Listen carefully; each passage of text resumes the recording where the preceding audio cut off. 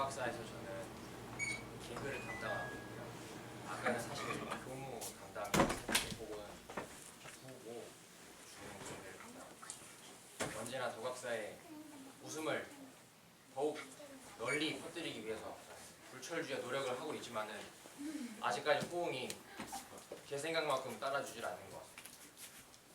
개그가 너무 진지하시네. 아 그런가요? 제 모토가 저는 진지하고 이제 다른 분은 웃기는 게 모토인데 생각처럼 잘 되질 않고 있어요. 저는 대학교 입학을 동국대학교 불교학과로 입학을 했습니다. 처음 입학했을 때 불교에 대해서는 아무것도 모르던 철부지였어요. 전에 법회 때 한번 말씀을 드린 적이 있는데 여기 뒤에 계신 보만 스님을 대학교 1학년 때 만났습니다. 보만 스님을 만나지 않았다면 저는 지금 이 스님의 길을 걷고 있지 않았을지도 모르죠. 그렇지. 왜냐하면 그렇죠. 동국대에 입학한 건 둘째치고 그 동국대에 입학을 해서도 수만 가지로 길이 갈라지는 분들을 보았어요. 뭐 불교학을 공부한다고 해서 전부 불교의 길을 걷는 게 아니더라고요. 저는 입학하기 전까지는 입학하면 무조건 스님이 되거나 아니면 불교 관련 업계에 종사하게 되는 줄 알았습니다. 근데 입학생 70여 명 정도 중에서 한 45명에서 50명 정도가 일반 학생이고 나머지는 이제 스님 전형으로 들어오세요. 25분 정도가 스님 전형으로 들어오시는데 그 스님분들은 차치하고서라도 나머지 제가 신자들이 있습니다. 남자 학생, 여자 학생이 비율이 반반 정도 됐습니다. 약 30명, 30명 정도. 그래서 저는 그 학생들이 과연 전부 졸업해서 불교 쪽으로 길을 걷게 될까라는 생각을 했었는데 놀랍게도 불교 관련 길을 걷는 건 거의 한 10%도 안 됐던 것 같아요. 대부분은 세월을 보내거나 이제 이 물 위를 떠다니는 하얀색 그쪽으로 가시는 분도 많았고 가도 언론, 불교 방송이나 이런 쪽으로 가시는 분도 있었는데 대부분 분들은 아무 상관없는 쪽에 몸을 담게 되시더라고요. 저는 옛날부터 이 대학교 전공이 졸업하고 나서 전혀 상관없는 그런 다른 일을 하게 되는 경우가 많잖아요. 그게 좀 손해보는 것이다라는 생각을 많이 했었습니다. 그렇게 따지고 본다면 저는 불교학과에 입학해서 불교에 관련된 길을 걷고 있잖아요. 제가 생각하는 손해보는 입장에서는 참 저는 길을 손해 안 보고 잘 온 것 같습니다. 누구 덕분에? 보만 스님 덕분이에요. 그렇지. 이것은 굳이 보만 스님이 뒤에 있기 때문에 드리는 말씀이 절대로 아니라는 것은 누구나 알 수 있습니다. 저는 절대 입에 발린 말을 하지 않습니다.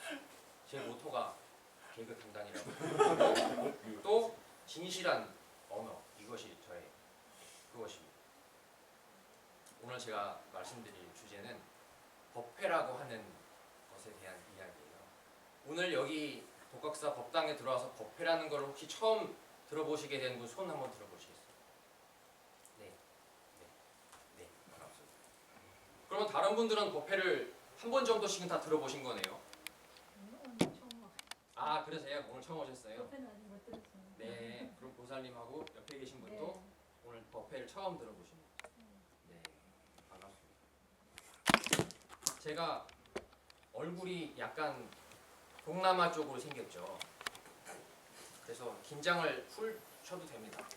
저는 뭐 미얀마부터 시작해서 몽골 이쪽 우즈벡 쪽을 다 커버해서 사람들이 많이 편안하게 여기서 질문을 던지고 합니다. 그래서 너무 경계를 하실 필요는 없고 뭐 외국어로 물어보셔도 좋고 한국말로 물어보셔도 좋습니다. 저는 한국말로 대답할 준비가 언제든지 되어 있습니다. 그래서 처음 얼굴 뵙는 분들이 있어서 동국대 얘기가 나오게 됐어요. 사실 저희가 세납으로 따지면 바깥에서 나이로 따진다면은 많이 되지 않았습니다. 제가 걸어온 길도 사실은 이 스님 길을 걸어온 것이 저에게는 가장 행복하기도 하지만은 이 길 말고는 아직 다른 길을 많이 걸어보질 못했어요. 대학교 졸업하고 바로 스님이 되었으니까. 하지만 그 스님 생활을 하면서 다행히도 다른 업계에 종사하시는 많은 분들을 만나게 됐습니다. 저는 그게 참 저에게는 보배와 같은 선물이었어요. 그분들의 이야기를 제가 직접 체험 삶의 현장으로 빠지지 않고서도 그 고통을 적나라하게 들려주시는 걸 보고 비록 내가 지금 저기에 가 있지는 못하지만 저분들의 입을 빌어서 내가 지혜를 얻게 된다는 생각을 해보니까 한편으로는 좀 처음엔 미안하기도 했습니다. 왜냐면 나는 아니니까. 나는 지금 저분들의 고통을 겪고 있지 않단 말입니다. 그래서 좀 미안하기도 했지만 그분들에게 해줄 이야기가 큰 스님을 통해서 덕분에 고마운 스님을 통해서 덕분에 한마디 정도라도 아무것도 아닙니다. 오늘 고마운 스님이 가실에서 해주신 부분처럼 아무 걱정 안 하셔도 됩니다. 이런 이야기들을 건네줄 수 있는 위치에 어느 순간 제가 서게 되더라고요. 사실 제가 그 위치에 서려고 선 건 아니지만은 제가 선택한 건국대 불교를 들어가면서 사실 아까 다른 진로로도 많이 빠진다고 했는데 결국에 지금 딱 와서 보니 저는 스님이 되어 있습니다. 그리고 자식 걱정을 저는 크게 하지 않습니다. 솔직하게 말하자면 아직 자식이 없어요. 그래서 그런 걱정도 전혀 하지 않아도 되고 세상에서 말하는 이번 달에 어떻게 해야 하나 다음 달에 어떻게 해야 하나 라는 걱정을 우선 할 필요가 없습니다. 스님들끼리 모여 사니까. 어떻게 본다면 굉장히 많은 걱정을 저는 덜게 된 것만으로도 너무나 감사하고 감사한 일입니다. 여러분들에게 그 말씀을 드리는 이유는 누구나 자기 자신이 택한 길이 있습니다. 그리고 그 길에서 다가오는 것들이 생기게 돼요. 근데 어느 순간 자기가 그 길을 왜 택했고 자기 스스로 택했으며 거기에 대한 결과들이 자기 스스로에게 온다는 것을 잊어버리고 무슨 궁금증을 갖게 되냐면 왜 나에게만 이런 일이 생기는 거야? 왜 나는 이렇게 잘 왔는데도 이런 일이 나에게 닥치는가라고 생각을 하고 절대로 자기가 선택하고 자기가 받아들이고 자기 스스로 받지 않는 길은 없어요. 여러분이 스스로 선택하고 여러분이 스스로 길을 닦은 후에 그 길이 펼쳐지게 되면 여러분이 보고 좋아하기도 하고 여러분이 보고 실망하기도 하는 것입니다. 아무도 다른 사람이 길을 만들어주는 게 아니었던 거예요. 여러분 혼자서 길을 만드는 것입니다. 그렇기 때문에 따로 누구를 원망한다든지 누구 때문에 이렇게 됐다든지 이런 말은 할 필요가 있을까요? 없을까요? 절대로 그런 말 할 필요가 없습니다. 그것은 오직 자기 스스로 한 것에 대한 결과입니다. 나는 그런 원인을 짓지 않았다라고 얘기를 하면은 어리석은 자입니다. 반드시 그 사람이 지금 생각하는 그 수준에는 그렇게 수준으로 생각할 수 있는 원인이 있기 때문에 그렇게 생각을 하게 되는 거예요. 그거를 불교 용어로 인과법이라고 합니다. 내가 지금 너무나도 벗어나고 싶은 상황이 되었습니다. 죽지는 못하지만 두려워서 죽지는 못하겠어요. 그런데 도저히 이곳에서 살 수가 없는데도 그럼 제일 좋은 방법은 이 장소를 벗어나는 것입니다. 근데 그분이 그 선택을 했느냐? 그 선택을 하지 않았어요. 이사를 가지 않고 계속 머물러 있으면서 계속 쉼없이 무슨 생각이 나게 됐냐면 왜 자꾸 나에게 이런 고통이 끊임없이 일어나는가라고 얘기합니다. 가장 첫 번째 원인은 그분이 어떤 선택을 했기 때문에 계속 그곳에 머물러 있었기 때문에 그런 것들이 일어나는 장소를 피하지 않고 피하면은 그런 일들은 반드시 일어나진 않아요. 당장은. 그런데 그분이 그곳에 머물러 있는 것을 선택했습니다. 그래놓고 그 나중에 가서 그 일들이 일어나는 것에 대해서 왜 계속 나한테만 이러는가라고 이야기를 합니다. 나한테만 이런 일이 일어나는 게 아니고 내가 그곳에 계속 있었기 때문에 그런 일들이 일어나는 것이에요. 그럼 원인은 누가 지은 거겠어요? 무조건 항상 내가 짓는 것입니다. 꼭 기억하시길 바랍니다. 여러분이 오늘 자의에 의해서든 타의에 의해서든 이곳 법당에 와서 법회라고 하는 것을 처음 들으시는 분도 있고 새로운 느낌으로 법회를 참석하시게 된 분도 있습니다. 근데 그거는 자기 스스로가 닦은 길이에요. 여러분들이 계속 스님들을 만나면서 마음이 편안해지시고 아무렇게도 걸림이 없는 당당한 존재가 되신다면은 그것은 옆 친구에게 고마워해도 되고 부처님께 고마워해도 되지만 가장 자랑스럽고 기뻐하고 존경해야 되는 것은 누구의 선택이었다? 내 선택을 존중할 수가 있게 되는 거죠. 그것이 스님들의 말씀을 듣다 보면 어느 순간에 내가 지나가버린 어리석은 날들을 바라보게 되는 순간이 와요. 도대체 내가 그때는 이런 지금 바라볼 때는 너무나도 좀 보잘것없고 하찮은 것들에 내가 과연 그때 무엇을 가지고 이토록 심각했었는지 그 당시에는 그게 절대로 보이지 않습니다. 하지만 여러분이 법문을 들으시고 법회에 참석하시게 되면서 어느 정도가 되시고 난 뒤에 돌아볼 때에는 그 어리석음이 보인다는 말이 안타까운 법칙이지만 그거를 당하고 있을 당시에 부처님 말씀을 듣지 않고는 절대 이것은 돌아볼 수 있는 기회가 없습니다. 부처님 말씀을 들으면서 비로소 내가 했던 일들, 내가 생각했던 것들이 얼마나 어리석었는지를 돌아볼 수 있게 되는 거예요. 그것이 제가 오늘 드리고 싶은 법회의 모든 것입니다. 법회라고 하는 것은 여러분 스스로 내가 과연 어느 길로 달려가고 있었으며 무엇을 위해서 달려가고 있었는지를 신경을 안 쓰고 그냥 달려가고 있었는데 법회를 통해서만이 여러분은 그것을 돌아볼 수가 있습니다. 법회를 통해서만이 그것을 돌아보고 다시 새로운 방향으로 여러분이 고칠 수가 있어요. 내가 얼마나 어리석은 길로 갔었는지를 뒤돌아볼 수 있는 것은 오직 법회밖에 없다는 이야기입니다. 그래서 법회는 여러분 스스로 여기 온 분들뿐만이 아니고 누구에게나 있어서 가장 중요한 것입니다. 왜냐하면 누구나 길은 자기 스스로 혼자서 가는 것인데 그 길이 지금 어디로 가고 있는지를 아는 존재는 그렇게 많지가 않아요. 스님들 중에서도 내가 지금 불도를 닦고 있는데 어느 불도를 향해서 가고 있는지 혹은 이런 스님들도 있습니다. 내가 정해놓은 어떤 불도의 목표를 위해서 달려가는 스님도 있어요. 그러나 그 목표가 이루어지지 않는다는 것을 계속 수행하면서 알게 됩니다. 하지만 그 시간이 흘러간 뒤에는 그거를 고칠 생각을 할 수가 없습니다. 왜냐하면 그만큼 자기 고집이 생겨버렸어요. 이 세상에서 가장 고집 센 그 분들이 교수님하고 스님들이라고 합니다. 그렇게 자기 고집을 꺾지를 않아요. 자기 아상이 셉니다. 그러면 오해로 하루하루 쌓여졌던 그분들의 기억을 아까 고만 스님께서 그 기억은 절대로 지울 수 없다고 하셨어요. 지우기로 지워서 기억이 지워지는 것이 아니에요. 그거는 자기 자신의 심정으로 고스란히 남아있습니다.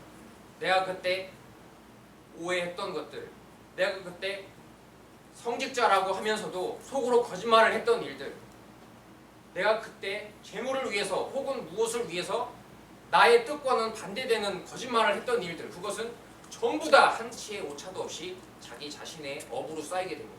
이거는 무서운 법칙이에요. 여러분에게도 똑같이 적용되는 것입니다. 큰 스님께서 드신 비유 중에서 어떤 사람이 거짓말을 하기 시작했습니다. 그러면 그 사람이 다른 사람한테 이야기를 할 때 매 순간 계속 거짓말을 하는 거예요. 한치도 빠짐없이. 그 사람의 마음속에서 내가 지금 거짓말을 하고 있다라는 이 생각을 놓치는 순간이 있을까요? 없을까요? 없어요. 절대로 없습니다. 나는 계속 거짓말한다를 잊지 않고 있기 때문에 거짓말을 한다라는 신용을 내면서 할 수 있는 것입니다. 거짓말을 낸다는 생각을 못하고 하면 그건 거짓말이 아니죠. 진담이죠. 여러분 스스로가 어리석은 길을 가고 있으면서 거기에 대해서 깊이 생각해보지 않은 상태로 무작정 가게 된다면 마치 어느 순간 뒤돌아볼 기회도 없는 안타까운 존재가 되는 거죠. 제가 오늘 법회의 의미라는 주제로 어떤 이야기를 드릴까 생각을 해보다가 법회라고 하는 이 모임이 무슨 것을 위해서 하는 것인지, 무엇을 위해서 법회를 듣는 것인지 그런 이야기를 드려야겠다는 말씀을 드리려고 이 얘기를 시작했습니다. 보통 불교에서 하지 말라는 것이 많다라고 해요. 불멸책을 아마 보신 분들이라면 알겠지만 불멸책 제일 서문에 나오는 제목이 오늘날의 불교는 하지 말라는 것이 너무 많다라는 제목으로 글이 있습니다. 무슨 부분인데 제일 크게는 불교에서 계율이라고 하는 것이 있는데 지켜야 될 것들이라고 이렇게 이야기되고 있어요. 첫 번째가 불살생입니다. 이거 뭐라고 번역을 하죠? 죽이지 마라. 무엇을? 생명을 죽이지 마라. 또 불투도, 훔치지 말아라. 불사음, 삿된 음행을 하지 말아라.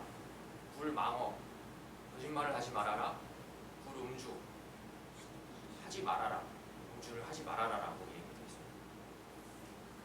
그 얘기에서 이제 오늘날의 불교는 하지 말라는 것이 너무 많다. 또 어디 절에 가면은 뭘 하지 말라는 것이 굉장히 많습니다. 법당에서는 떠들지 말아라. 처음 스님이 되면 이 옷 말고 행자복을 입고 다니는데 행자복 입을 때는 발 뒤꿈치를 들고 걸어라. 원래 붙이기도 합니다. 띄어도 돼요. 하지만 띄라고 합니다. 이것도 하지 말라라는 것 중에 하나예요. 그러면 스님들이 이 공부를 걸어가는 목적은, 여러분들이 법회에 참석하시는 목적은 무엇이 되어야 하냐면 제일 먼저 이것이 되어야 합니다.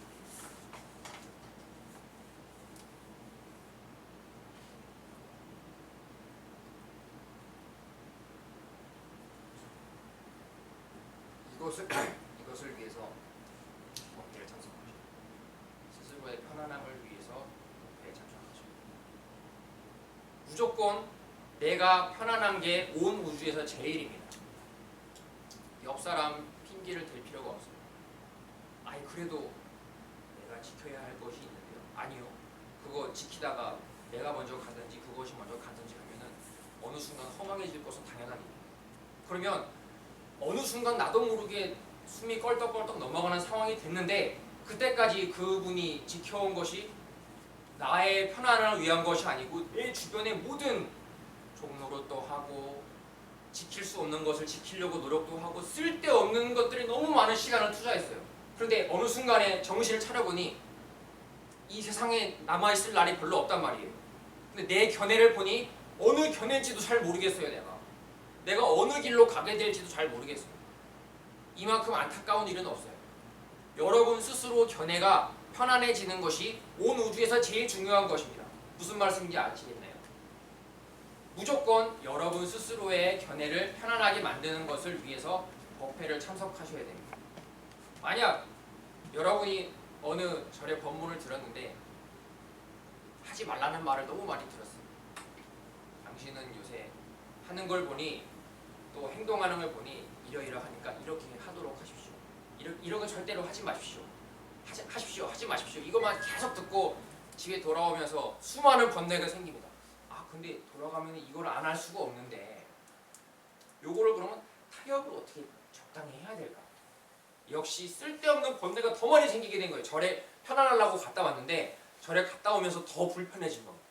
이러면 여러분이 스스로에게 훌륭한 법회로서 자리 잡은 것이 아닙니다. 여러분은 무조건 편안함이라는 것을 위해서, 만약에 목적을 얘기한다면 내 스스로의 편안함을 위해서 법문을 듣는다라고 이야기하실 수가 있어야 됩니다. 그래서 저는 오늘 무엇이 편안함이라고 하는 것인지, 편안함이라고 하는 것은 어떤 것을 이야기하는 것인지 제가 부처님 말씀을 빌어서 간단히 말씀드리겠습니다.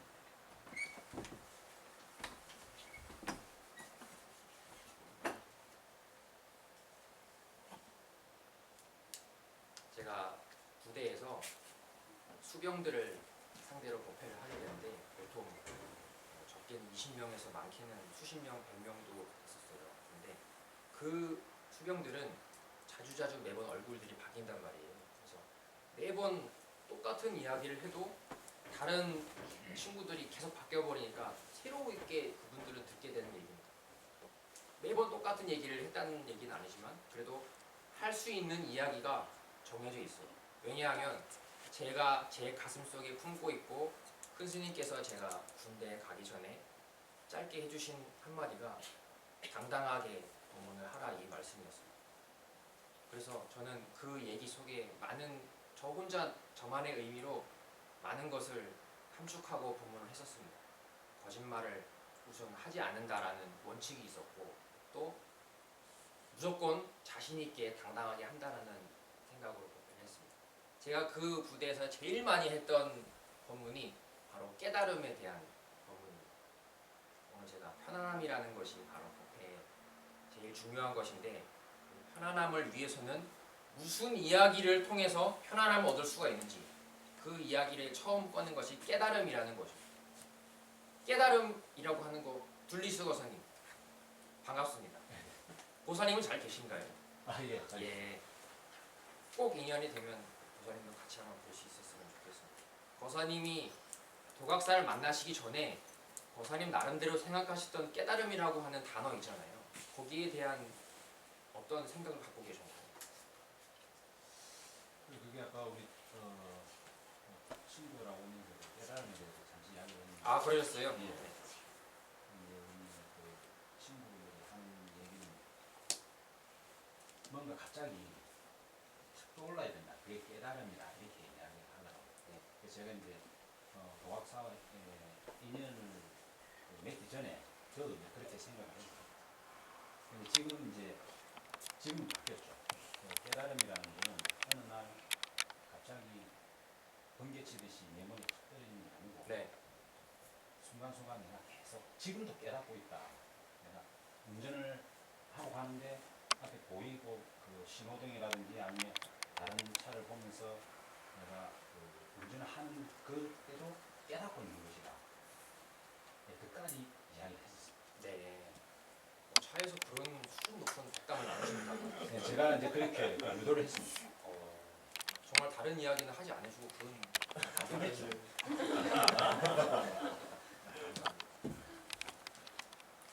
블리스 거사님께서 말씀하신 것처럼 지금 세상에는 불교에 대해서 무슨 인식으로 깨달음이 되어 있냐면 이렇게 무슨 피라미드식으로 그려놓고 어느 경지에 도달한다는 이야기를 하고 있어요. 이것은 무엇과 같냐면 깨달음이라는 어떤 목표를 구해놓고 나는 아직 그 목표에 도달하지 못했다는 이야기입니다.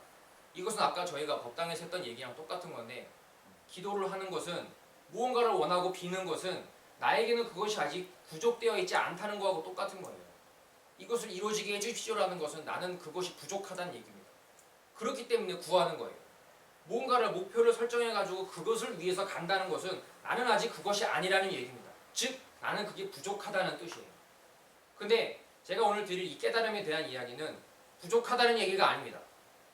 나는 너무너무나도 큰 부자이고 너무 큰 충만함으로 이미 가득 채워져 있는 것이기 때문에 따로의 무엇을 위해서 달려갈 이유가 전혀 없다는 말씀을 오늘 드리고 싶은 거예요. 여러분이 어떤 스님에게 얘기를 들었건 간에 깨달음이라는 것이 목표로 설정되어서는 안 됩니다. 그것은 엄청난 어리석음이에요. 왜냐하면 깨달음이라는 목표를 위해서 나는 달려가야겠다. 왜냐? 깨달음이 뭔가 편안하다고 한다. 거기가 좋은 데라고 하니까 나도 가고 싶다라고 한다면 그 생각은 깨달음으로 하는 것입니다. 그러면 깨달음을 쓰면서 지금 깨달음을 구하고 있는 거예요. 이건 오류입니다. 무슨 이야기인가 하면 깨달음이라는 것은 어떤 우리가 열심히 공부해서 뭔가 팍 터지거나 거사님 말씀처럼 어느 순간 딱 떨어지는 그게 아니었다는 얘기예요. 지금 이 순간에 여러분이 계속 하고 있는 일이 깨닫는 일입니다. 그게 오늘 제일 중요한 일이에요. 나는 매 순간 어떻게 하고 있다고요? 계속 깨닫고 있습니다. 무엇을 깨닫느냐? 지금 이 순간을 깨닫고 있는 거예요. 저 앞에 스님이 막 얘기하고 있다라고 깨닫고 있고 아 지금 에어컨을 켰다가 시원했다가 덥다가 시원했다가 덥구나라고 깨닫고 매 순간 계속 깨닫고 있습니다. 아 엉덩이가 계속 앉아있으니까 아프구나라고 깨닫는 것입니다. 그러면 하루 종일 중에서 내가 깨닫지 않는 순간이 있을까 없을까 곰곰이 생각해보세요.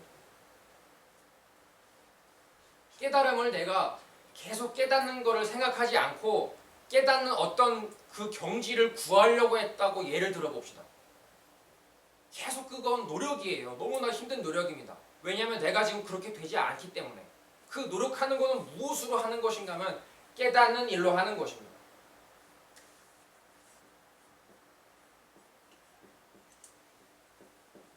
이거를 그 큰 스님께서 법회 때 이걸로 말씀하셨어요. 느낌표.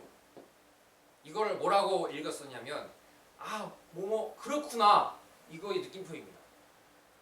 덥구나 이게 뭐예요? 깨달음입니다. 느낌표죠. 아 좀 시원해졌구나 깨달음입니다.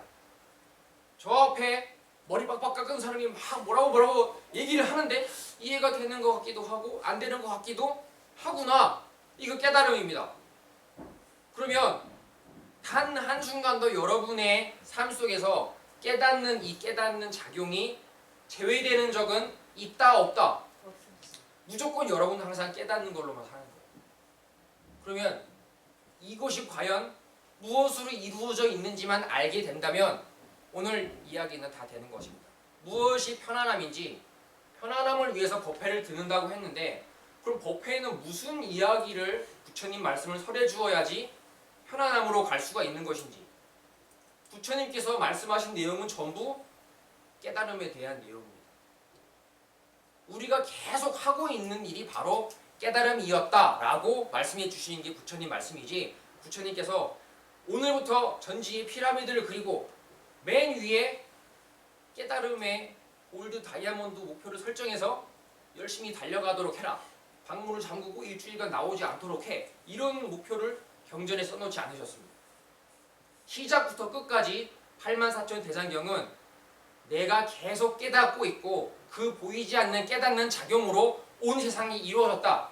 그래서 결국 온 세상은 나로 충만한 세계고 여기에는 아무것도 잘못될 것이 없다. 왜냐하면 내 깨달음으로 가득 차 있는 세계이기 때문에 이 말씀을 해주신 것입니다. 오늘 반야신경 외운 것도 여러분 스스로의 깨달음에 대한 내용이고, 금강경이라고 하는 것도 여러분 스스로의 깨달음에 대한 내용이고, 그 경을 제외한 경으로 끝나는 게 부처님 말씀인데, 경으로 끝나는 그 책들에 있는 내용들이 전부 무슨 내용이라고요? 깨달음에 대한 내용입니다. 근데 그 깨달음이 열심히 노력해서 목표를 도달하는 게 아니라는 말씀을 제가 드렸어요.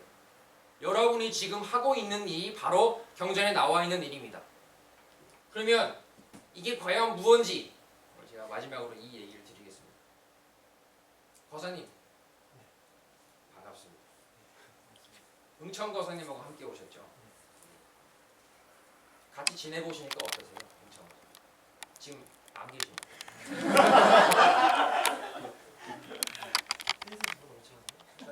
테니스는 좀 못 치시고. 네, 만나면 되게 편했어요.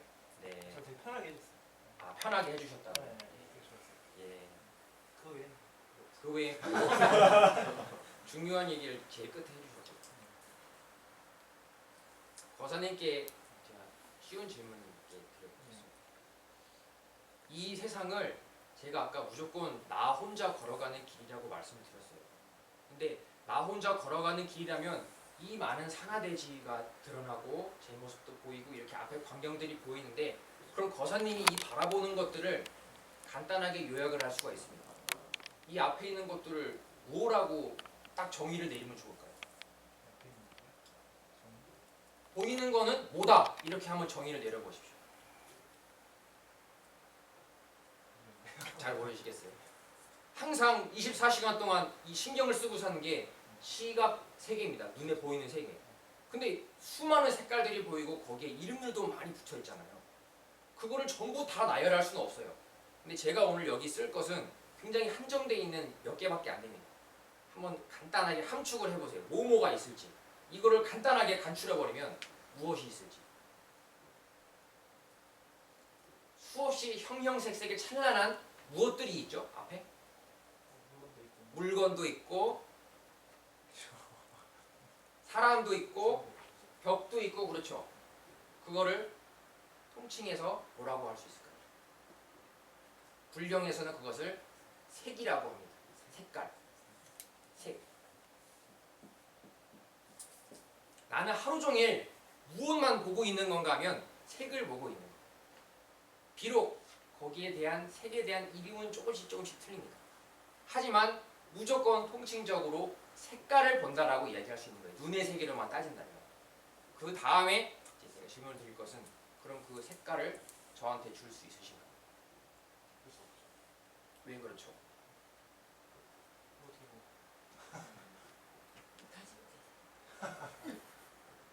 뭐 어떻게 할 수가 없네요, 그죠? 네. 저 부처님 세계의 금색을 아름다워하지만 저 금색만을 빼서 저한테 줄 수 있으신가요? 줄 수가 없습니다. 그러면 색은 도대체 뭐길래 이렇게 눈에 보이는 걸까요? 가질 수도 없는. 잘 모르겠네요, 그렇죠? 이게 바로 색입니다. 보이기는 하는데 단 한 가지의 색이라도 가질 수가 있다 없다? 가질 수가 없습니다. 왜냐하면 이 색깔을 꺼내서 줘보라고 해도 줄 수가 없어요. 하지만 보이냐라고 묻는다면 뭐라고 대답할 수 있죠? 당연히 보인다라고 할 수 있어요. 그럼 보이면 너의 소유로 만들 수 있느냐 다시 물어볼 수가 있는 거예요. 너한테 보이니까.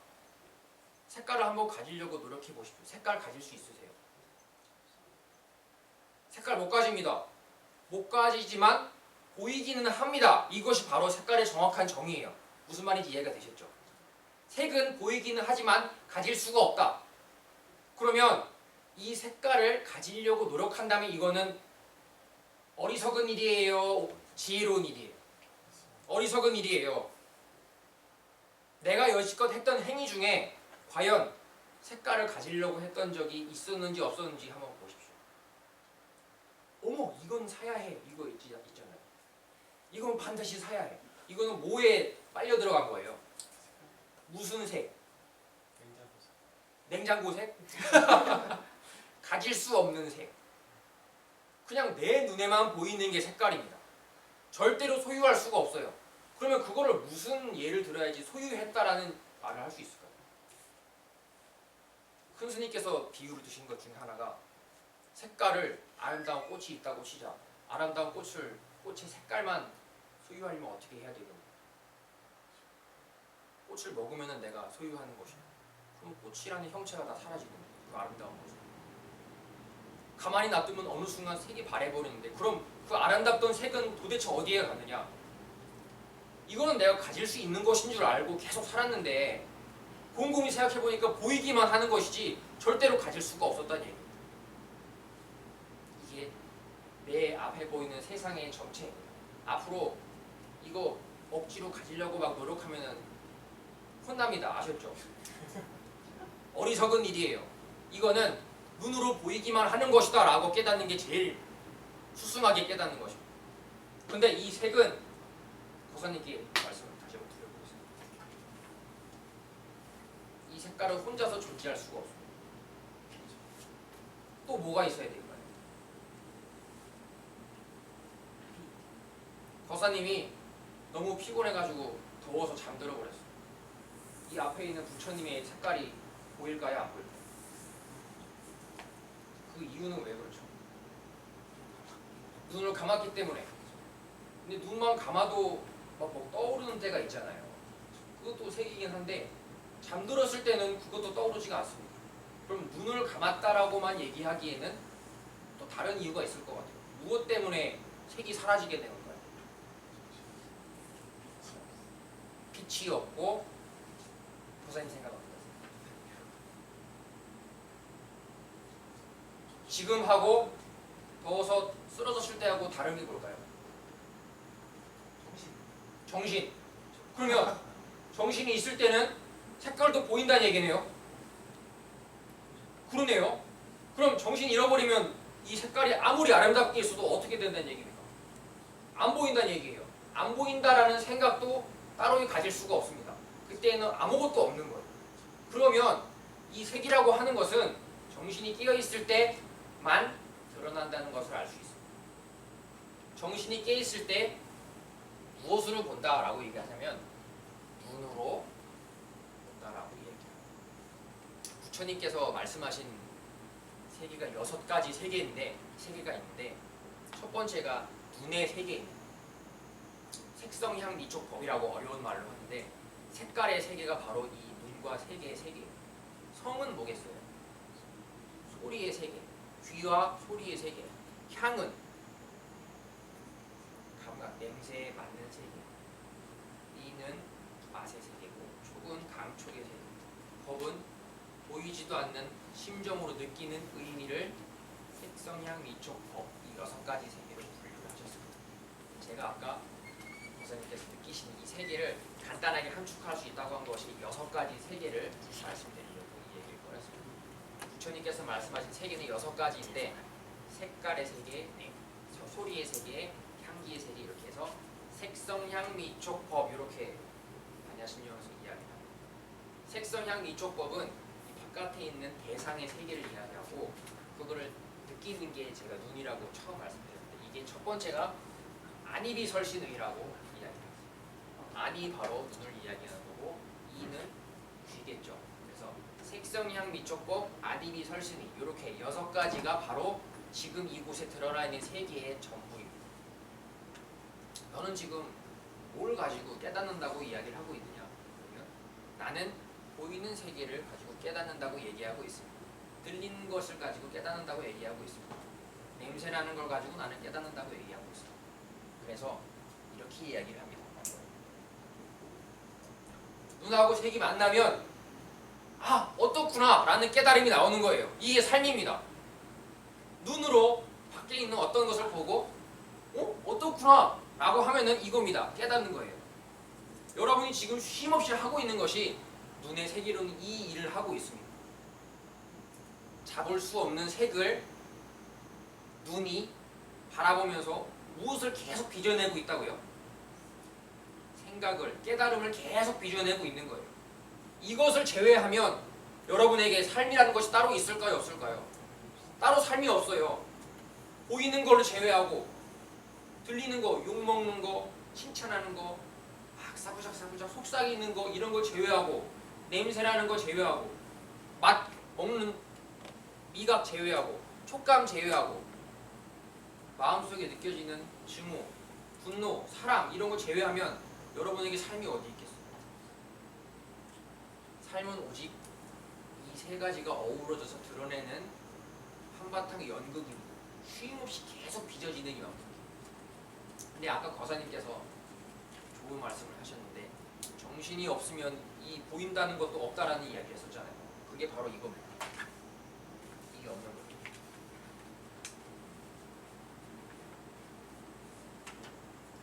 정신이 없으면 기절해버린 거잖아요. 그렇죠?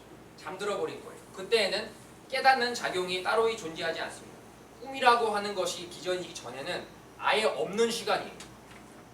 그 시간에는 깨달음이라고 하는 것이 적용이 되지 않습니다. 그렇다면 그때 여러분이 자면서 내 눈알이 지금 잘 있나? 이런 생각하면서 잔 적 있으세요? 없어요. 내 침대 앞에 혹시 벽지가 좀 변질이 되지 않을까? 한밤 사이에 이런 걱정 하시나요? 안 해요. 안 하는 게 아니라 못 하는 겁니다. 왜냐하면 잠들어 버리면 눈이라고 하는 게 따로 여러분에게 느껴져요? 안 느껴져요? 안 느껴져요. 바깥에 있는 이 휘황찬란한 색깔들이 잠만 들어버리면 존재합니까? 존재 안 합니까? 존재하지가 않아요. 그러면 이 깨달음만 없어지면 아 어떻구나 하고 하는 이 깨닫는 작용이 없다면 제가 쉬운 말로 정신 잃어버렸다고 얘기했는데 정신만 잃어버리면 눈이라고 하는 것이나 색깔이라고 하는 것이나 따로 있다 없다? 없다는 얘기예요. 이 얘기를 바꾸어서 말하면 좀 어려운 이야기가 될 수도 있지만 눈이라고 하는 것이나 색깔이라고 하는 것은 따로이 내 앞에 이렇게 실제로 존재하는 게 아니었다는 얘기입니다. 왜냐하면 깨닫는 작용이 없이는 즉 잠들어버리면 눈도 없어지고 색도 사라져버리는 거예요. 과연 그러면 이 삶의 정체는 무엇이었었느냐? 나는 하루 종일 깨닫는다고 오늘 배우기는 했는데 이 깨달음이 없다면 아무것도 없어져 버립니다. 이것들의 정체는 뭐였느냐?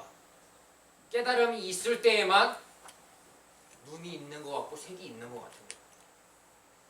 여러분이 지금 정신이 든 상태에서 계속 깨닫는 작용을 하고 있다고 제가 말씀드렸잖아요. 이 보이지 않는 작용 때문에 뭐가 있는 듯이 드러나게 되냐면 세상이 있는 듯이 실감나게 느껴지게 되는 거예요. 이 깨닫는 작용 때문에 내 눈이 진짜 있는 것처럼 느껴지게 돼요. 깨닫는 작용이 없다면 눈이나 색이 따로 존재하지 않습니다. 뭐만 작용이 딱 되기 시작하면 눈과 색이 드러난다고요? 정신만 깨나게 되면 깨달음만 일어나게 되면 여러분에게는 눈도 생기게 되고 세상도 생기게 돼요. 제가 이 밑에 아까 소리도 있다고 했고 6가지가 있다고 했죠. 밑에는 귀도 있다고 했고 네, 아니비설신이라고 하는 어려운 말로 그런 게 있다라고 했습니다. 이 6가지 세계가 오직 누구의 깨닫는 작용 안에서만 있는 건가 하면 여러분의 깨닫는 작용 안에만 존재하는 듯이 느껴지는 거죠. 그래서 부처님께서 하신 말씀 중에 천상천하 유아 독존이라는 말이 있어요. 하늘 위나 하늘 아래 오직 나만이 홀로 존귀하다라고 이렇게 번역을 합니다. 그거를 보고 어떤 사람들은 어리석은 이들은 너무 부처님 거만한 거 아니냐, 혼자만 잘난 척하는 거 아니냐 이렇게 이야기를 합니다. 그거는 매우 어리석은 이야기예요. 왜냐하면 그것이 진실입니다. 오직 나만의 깨달음 속에 색깔이 드러나는 것이고 나만의 깨닫는 작용 속에 눈이 있는 것처럼 드러나는 거예요. 그러면 이 온 세계는 내가 눈으로 색깔 보고 귀로 소리 듣고 코로 냄새 맡고 하는 거 말고 아무것도 없다고 말씀드렸습니다. 그러면 이 모든 것들은 내 깨달음 속에만 다 들어있는 거구나 금방 알 수 있어요. 그럼 천상천하 오직 여러분만이 존재하는 거예요. 여러분 깨달음 속에 세상이 존재하는 것이고 여러분 깨달음 속에 나라고 하는 게 있는 듯이도 느껴지는 거예요. 만약 여러분이 그렇게 고집하고 주장하는 나라고 하는 것, 차에 길 무단횡단 하다가 어느 순간 차를 딱 보게 되면 여러분 저 밑에서 뭐 피해야지라는 생각도 없이 바로 어떻게 돼요? 누가 시키지 않아도 어느 순간 차가 딱 오는 걸 보면 어떻게 됩니까? 피하게 되죠. 그거 왜 그런 거죠? 무엇을 지키려고? 내가 죽지 않기 위해서 하는 거예요. 그게 바로 나라는 생각 위에서 일어나는 일들입니다. 아상에 있기 때문에 그런 거예요. 나라고 하는 거. 근데 그 나라고 하는 게 제가 오늘 이 느낌표 깨닫는 작용이 없이 나라고 하는 게 따로 있을 수 있겠느냐? 잠들어 버렸는데 아 오늘 나 너무너무 고생했어. 야 너 오늘 고생했다 푹 쉬어 이 생각하면서 자요? 나라고 하는 게 잠들어 버린 사이에 따로 있어요? 없습니다. 그러면 잠만 깨면 이제 내가 생기는 거예요. 나라고 하는 게 따로 존재하는 게 아닙니다.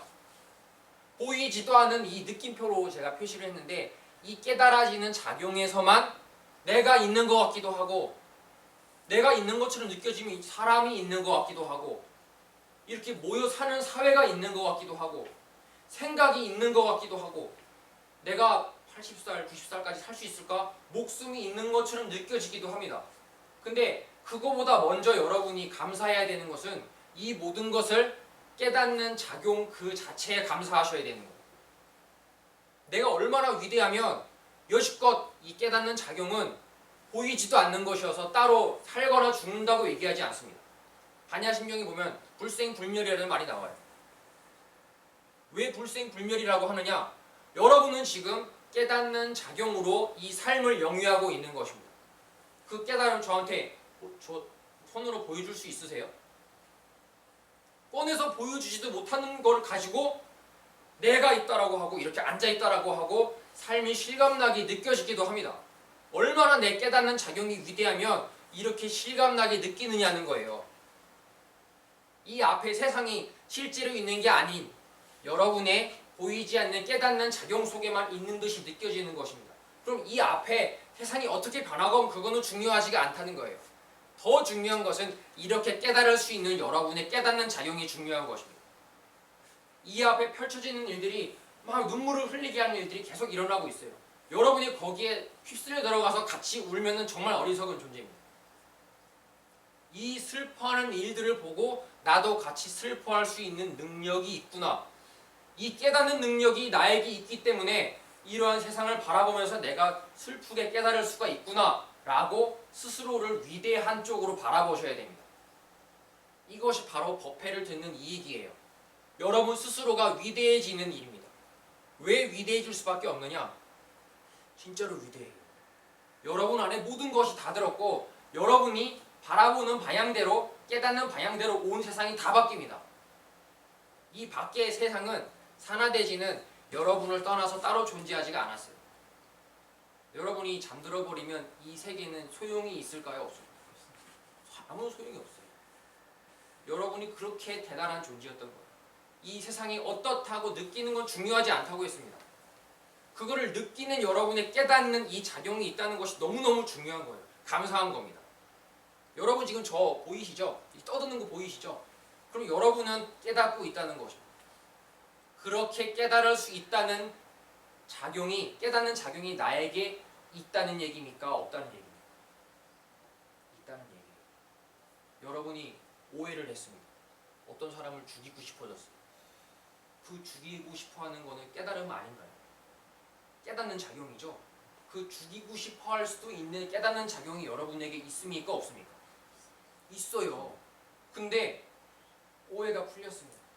어이없는 데서 오해를 한 거예요. 야 미안해. 내가 그때 사실은 너를 죽이고 싶었는데 이런 거는 말을 못하겠네. 혼자만 갖고 있었어요. 지금 죽이고 싶었는데 내가 말도 안 되는 데서 오해를 했구나라고 알게 됐습니다. 그럼 오해가 풀리면 그 사람에 대한 마음이 누그러졌어요. 누그러지는 깨닫는 작용이 여러분에게 있는 거예요? 있는 거예요. 그러면 수천 수백만 가지 깨달음을 여러분은 하루 종일 무수히 많이 합니다. 그 많은 게 여러분에게 갖춰져 있기 때문에 하는 거겠어요? 갖추어지지 않기 때문에 하는 거겠어요?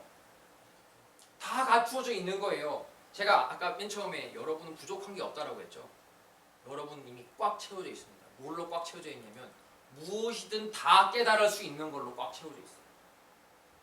슬퍼하기 전에 여러분이 가장 먼저 생각해야 되는 것은 슬퍼할 수 있는 능력이 나에게 있구나. 슬프도록 깨달을 수 있는 나의 깨달음이 이렇게 있구나라는 것에 감사하셔야 됩니다. 혹 몸이 건강하다라는 것에 감사하라는 말씀도 있죠. 그거는 아주 조그마한 이야기입니다. 몸이 건강하구나, 나는 아직 성하구나라는 것은 깨달음이에요. 그것도 역시 깨달음 속에 있는 것입니다. 그러면 내 몸이 있다라고 이렇게 깨달을 수 있는 이 깨닫는 작용이 나에게 이미 갖추어져 있다니, 나는 너무나도 위대한 존재구나. 나는 너무나도 모자람이 없는 존재구나. 따로 이 복을 빌 것이 없었구나.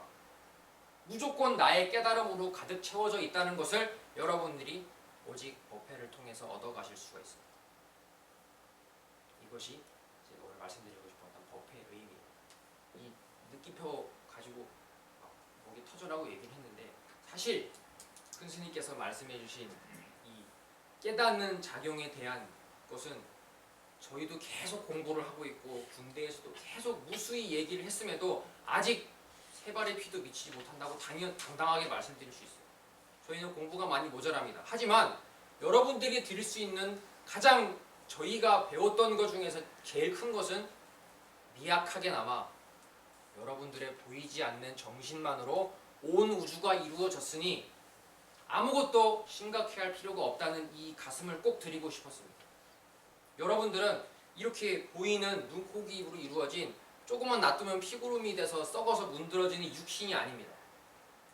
아까 거사님께서 잠들어 버리면 다 사라져 버린다고 말씀하신 것처럼 평생 동안 누가 명령하고 누가 말하고 누가 먹고 움직이는 거겠어요.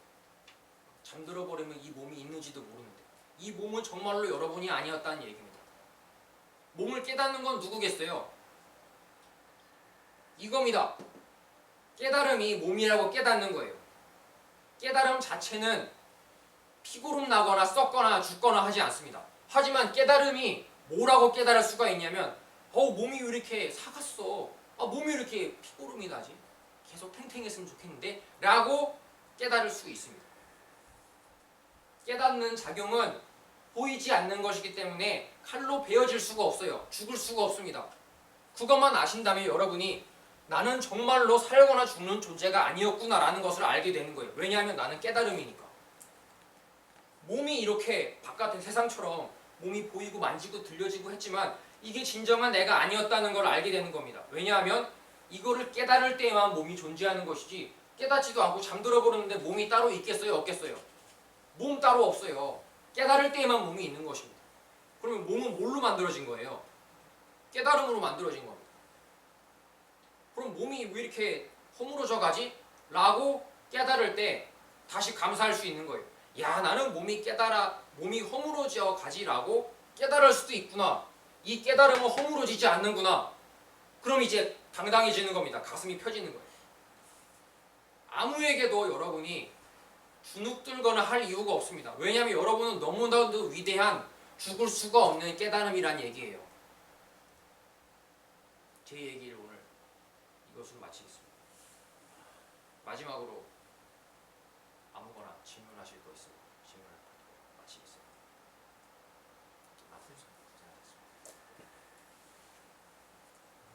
네, 저 선생님, 말씀하십시오. 깨달음이라는 그 자체만으로 제가 보니까 다른 뜻으로 다시 해석해 보니까 그게 깨어있는 시간이더라고. 그러니까 깨어있기 때문에 그 자체만으로도 우리가 살 수 있다는 거. 그러니까 눈과 색, 아니베세신이하고 색선력 미처법, 그 두 가지가 같이 공존하기 때문에 우리가 지금 말고 깨달고 있다고 제가 그렇게 받아들였거든요. 그렇게 받아들이고, 그러면 지금 현재 내가 어떤 행동 그 자체만으로도 깨달음이다. 그렇게 생각해도 되겠습니다. 거사님 지금 말씀하신 이 내용들 거사님이 말씀을 하시면서 내가 무슨 말을 하고 있구나 알죠. 무슨 내용인지도 거사님이 아시죠. 그거 뭐겠어요? 거사님 깨달음이에요. 근데 그 깨닫는 작용 저한테 보여줄 수 있으세요? 보여줄 수가 없는데 생각할 수 있으세요? 없으세요? 생각은 맘대로 할 수 있습니다. 거사님 맘대로 할 수 있어요. 보이지도 않는 작용인데 오해를 할 수도 있고 이해를 할 수 있어요. 이 깨달아지는 능력 자체에 감사하시면 돼요. 이 능력이 얼마나 위대하면 거사님처럼 이렇게 듣고 질문을 할 수 있고 깨달음을 써서 질문을 할 수 있고 깨달음을 써서 있지도 않은 어떤 거를 구하려고 막 발버둥 칠 수도 있고 깨달음을 써서 나는 죽는 것이라고 인정해놓고 하루 벌어 하루 먹는 그 치열한 삶으로 뛰어들 수도 있습니다. 오직 깨달음 하나로. 이거는 너무나도 위대해서 못하는 것이 없어요. 제가 아까 불교는 하지 말라는 것이 너무 많다라는 그 말씀을 드렸잖아요. 도각사에서는 하지 말라는 말 절대 되지 않습니다. 할 수 없다라는 이야기죠. 왜 할 수 없느냐? 무슨 일을 해도 단 한 찰나도 남지 않고 다 사라져버려. 나 1시간 전에 그거 너무너무 실수한 것 같습니다. 잘못했습니다. 어떻게 하면 참회가 되겠습니까? 3000배 정도만 하면 좀 무릎이 아플 것 같은데 그 정도면 되지 않겠습니까? 라고 참회를 물어보는 분들이 있어요. 그걸로 참회가 되겠어요? 3000배가 끝났는데 무릎이 막 터져 나갈 것 같은데 갑자기 어느 순간 고개를 드는 생각이 뭐예요? 아, 이게 참회가 됐나? 의심의 고개를 드는 거예요. 참회가 안 됐어요. 그럼 이 무릎 어떻게 할 거예요? 이 소중한 몸. 그렇게 하는 게 아니라는 얘기입니다. 죄를 참회하는 것은 내가 한 모든 행위들이, 내가 한 모든 말들이, 언어들이, 내가 한 모든 생각들이 아무것도 남김없이 다 없어져 버렸구나 라고 깨닫는 게 참회예요. 그 없어졌음을 간절하게 믿는 존재에게 죄는 있을 수 없습니다.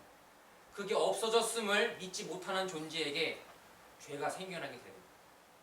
조금이라도 의심이 일어나게 되는 것은 그것들이 없어졌다는 믿음이 생기지 않았기 때문에 그렇습니다. 그것들이 왜 찰나도 남기지 못하고 없어지느냐?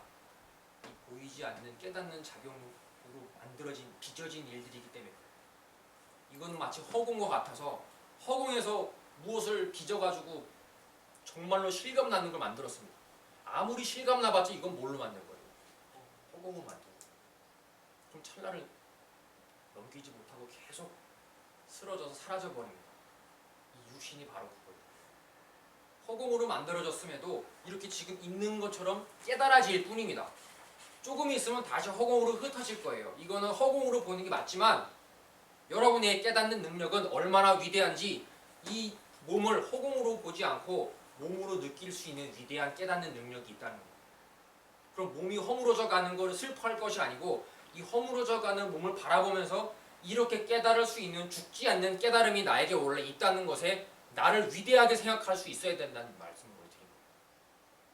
답변이 되었는지 모르겠어요.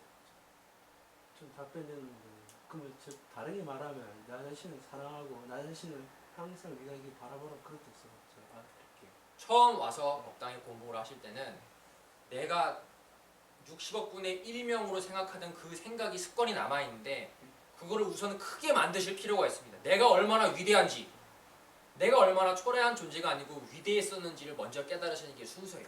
그래서 거사님처럼 야 나는 가끔 자책도 하고 거울을 보면서 막 욕도 하고 그랬는데 내가 그럴 계제가 아니었구나. 나는 무조건 당당하게 가슴을 피고 살아야겠구나. 그렇게 먼저 마음 먹으시는 게 좋습니다. 저는 그보다는 제가 이렇게 건강하다는 그 존재만으로도 제 자신한테 항상 고맙고 당연하죠. 당연하죠. 왜냐면 제가 감히 말씀드리겠는데 아니베스 시녀 석선님 미치 불풍이 있어도 눈을 못 보는 사람도 있고 그리고 새우 못 보는 사람도 있고 여러 사람 있지 않습니까? 그 사람들조차도 말 그대로 어떻게 보면 다른 식으로 깨닫고 있지만 그리고 우리는 다 가지고 있기 때문에 그만큼 위대한 존재가 없을 거라고 생각을 하면 이거 법회 들으면서 제가 그런 느낌 많이 들었어요. 어떻게 보면 제가 이 법회에 와서 보고 듣고 느끼는 자체만으로도 위대한데 근데 딱 들어보니까 저 중에 단 한 가지 시간이라도 없으면 정말 그 사람부터 살아가는데 굉장히 힘들면서도 그 사람 나름대로 어떻게 하면 깨달을 수 있는가라는 생각을 브랜드 한번 해봤습니다. 그 경우는 보니까 제가 그전에는 색선의 미술법 자체를 잘 몰랐고, 왜냐하면 따로 분리를 시켜버렸어요. 마음속에. 아, 색선의 미술법이 말 그대로 그냥 보고 듣고 묘사하고, 아니면서 신인은 말 그대로 내가 몸이니까 따로 분리시켜버리니까 제가 항상 공부했거든요. 근데 선생님께서 하신 말씀이 따로 분리가 아니라 같이 있기 때문에 내가 깨달을 수 있었고, 모든 것이 이제 깨달음이다 라는 말을 오늘 이 말을 제가 진정으로 알게 됐습니다. 아, 예. 감사합니다. 1년 만에 오셔가지고 많은 말씀을 해주시네요. 잘 오십시오. 한 분만 더 말씀을 제 아, 아까 예. 처음 편안함이란 그래서 말씀하신다 했는데 그 편안함이란 말씀 뭐 하실 줄 알았는데 깨달음으로 넘어가는 아, 예, 예. 거였는데 아, 그랬네요. 예, 그렇게 됐어요. 아, 예. 거사님께서 스스로 나라고 하던 생각들, 내가 여지껏 믿어오던 나라고 하던 생각들이 오늘 제가 드린 말씀이 거사님 정신이 없어진 상태에서는 따로의 거사님도 존재하지 않습니다. 그러면 거사님 정신이 깨있을 때 나라고 하는 게 느껴지는 것이라서 거사님이 정신이 깨있을 때에만 나라고 하는 게 드러나게 되는 거예요. 그러면 거사님이 나라고 하던 그 아상이라고 하던 거의 정체는 거사님의 정신만 깨면 아상이라고 하는 게 드러났다는 이야기입니다. 그러면 아상의 정체는 거사님의 정신이고 거사님의 정신은 보이지 않는 정신이라서 따로이 만져지지도 않는 것이고 죽일 수도 없는 것입니다. 그러면 그 깨닫는 능력, 정신이라고 제가 표현을 했는데 깨닫는 능력이 따로 살거나 죽을 수 없다는 걸 깨닫는 게 편안함으로 가는 제일 첫 번째 관문입니다. 부처님께서 출가를 하셨다는 거 알고 계시죠? 예. 네. 부처님께서 출가를 하신 동기에 대해서 혹시 알고 계세요? 그 알고는 있었는데 지금 기억이 또 아, 예. 부처님께서 가장 크게 해결을 하시고 싶었던 게 도대체 왜 태어나게 되고 도대체 왜 이거를 계속 영위를 해나가야 되며 이게 왜 끝나는가에 대한 의문이 풀리지 않아서 출가를 하셨습니다. 그래서 부처님께서 깨달음을 얻으시고 다시 설법해 주신 내용이 우리가 오해함으로 인해서 무지로 인해서 제대로 지혜롭게 바라보지 못함으로 인해서 실제로는 따로이 죽거나 살 수 없는 보이지 않는 정신의 노름이었음에도 이거를 피비린내 나는 이런 삶의 현장에서 진짜로 내가 죽고 산다고 생각하고 있던 게 오해였다는 말씀을 드리는 거예요. 근데 그 오해를 거사님께서 스스로 바꿔서 아시게 되는 순간 거사님이 제일 먼저 무슨 존재가 되냐면 죽지 않는 존재가 되는 겁니다. 이게 제일 중요한 거예요. 거사님께서 죽는다라고 여지껏 생각을 하셨지만 그거는 죽는다라고 깨달은 것입니다. 따로의 그 깨닫는 거 말고는 없었던 거예요. 내가 피곤하구나, 이러다가 죽겠구나 라고 깨달았던 것입니다. 그러면 이 깨닫는 작용 속에 삶과 죽음이 있었던 것이지 깨달음 자체는 따로 살거나 죽을 수 없다는 얘기를 제가 오늘 드렸어요. 나는 원래 죽거나 살 수 없는 놈인데 나라고 하던 것은 내가 죽는다라고 오해하고 있었고 사는 것이라고 오해하고 있었구나 라고만 아시게 되면 되는 겁니다. 그러면 거사님이 여지껏 하시던 일을 계속 하셔도 똑같게 되고 무슨 일을 하셔도 상관이 없어요. 아까 거짓말하는 사람은 거짓말하는 거를 단 한순간도 놓치지 않는다라고 했던 것처럼 거사님 마음속에 모든 일을 할 때 무슨 마음이 제일 먼저 생기냐면 야 이거는 아무것도 잘못될 일이 아니구나. 왜냐하면 보이지 않는 끝나지 않는 깨닫는 작용 속에서 드러나는 일들이니까 이것들은 전부 보이지 않는 정신으로 빚어진 일들이라서 잠시 있는 듯 하다가도 어느 순간 보면 걱정을 하다가도 다른 생각을 하게 되고 다른 생각하다가도 이렇게 심각하다가도 다른 생각을 하게 되고 이거는 아무것도 없는 놈이 빚어내는 일들이라서 아무런 걱정할 게 없구나. 그래서 편안하게 먼저 찾을 수 있게 되십니다. 더 힘드세요? 어떤 부분이 더 힘드세요? 아니, 그 말씀은 다 이해가 되는데 네. 그 깨닫는 것 자체가 그렇게 설명을 하시니까 네. 어떤 분은 그 자체는 이해가 되는데 또 깊이 또 생각을 또 조금씩 이렇게 해보면 그렇게 깨닫는 자체가 쉽지 않을 것 같아요. 예. 네. 그래서 무슨 말씀인지 알겠습니다. 편안한 게 아니고 네. 더 힘들어지는 것 같습니다. 아, 그래요? 예, 말씀하십시오. 저희 분명히 차를 타고 오면서 그 깨닫는 면서 얘기를 했었는데 저는 그냥 속세 인간입니다. 이 친구가 이야기를 깨달음이란 이러한 거다라고 얘기를 했었습니다. 그래서 제가 뭐였냐면 깨달음은 순간이다. 그 순간에 우리가 뭔가가 이렇게 번쩍 떠올라야지만 그 깨달음의 물줄을 넘어간다. 그러니까 깨달음이라는 것이 한 순간에서 딱 끝이 나는 게 아니라 이 친구의 말뜻하고 제가 좀 다를 수 있는데 아까 그 스님께서 말씀하시기를 처음 시작할 때 계속 깨달음은 계속 우리 생활 속에 존재하고 내가 눈을 뜨고 있고 내가 살아있는 나는 존재하는 것이다. 매 순간. 근데 지금 뒤에 아까 이 친구하고 말씀을 하시는 중에는 그 석가모니가 어떤 깨달음을 얻어서 그 깨달음이라는 것하고 지금 스님께서 계속 말씀하시는 깨달음은 예. 조금 저는 어느 정도 다르다고 생각합니다. 네, 네.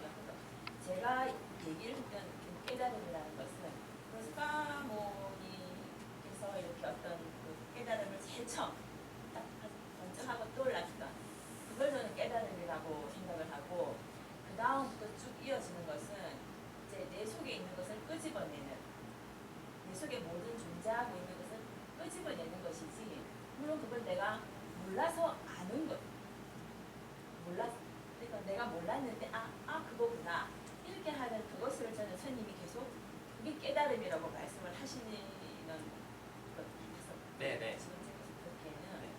그럼 우리는 많은 단어를 선택할 때 깨달음이라는 걸 선택할 때도 있고 알고 있다 알미라는 단어를 선택할 때도 있거든요.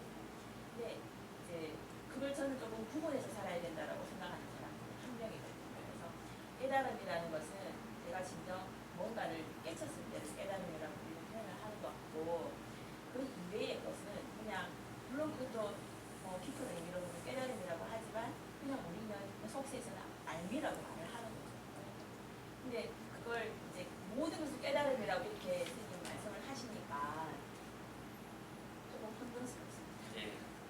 그게 안타까운 것이 세상에서 불교가 전파돼서 퍼뜨려진 내용 중에서 그런 보살님이 생각하시는 것처럼 부처님께서 어떻게 특별한 것을 깨달으시는 것을 깨달음이라고 이야기를 한다라고 전파되어진 면이 미리 있었어요.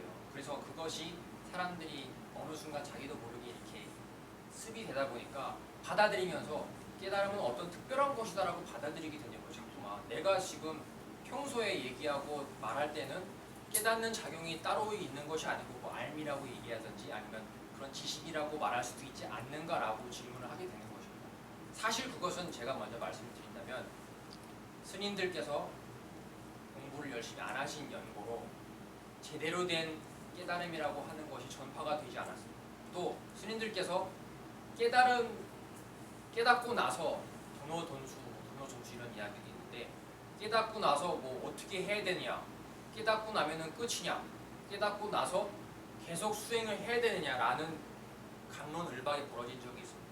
근데 큰 스님께서 너무 안타까워하셨던 것이 도대체 왜 그 스님들은 그러면 깨달음 자체 이 깨달음이란 무엇인지에 대해서 설명을 하지 않고 깨닫고 나서 더 수행을 해야 된다 깨닫고 나서 수행을 할 필요가 없다 이걸 가지고 싸우느냐 이거예요.